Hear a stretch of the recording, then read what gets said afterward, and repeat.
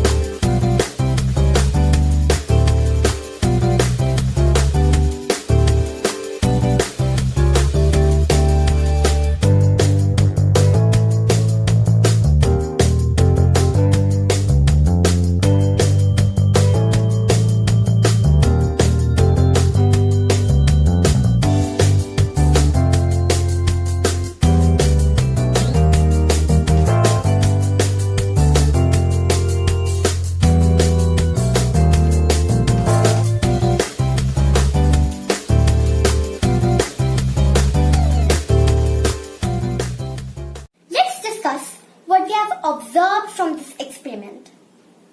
After few hours, due to capillary action in water, the colored water transferred into the empty glasses and secondary colors like orange, green, red, violet has been formed by submerging of two primary colors.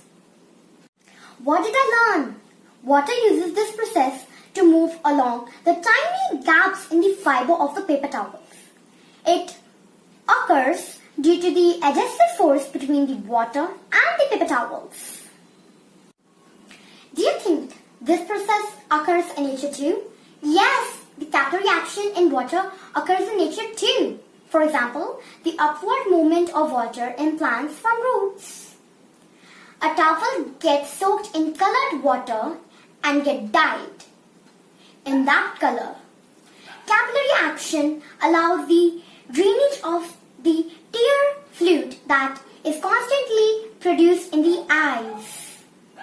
Thank you for watching this video.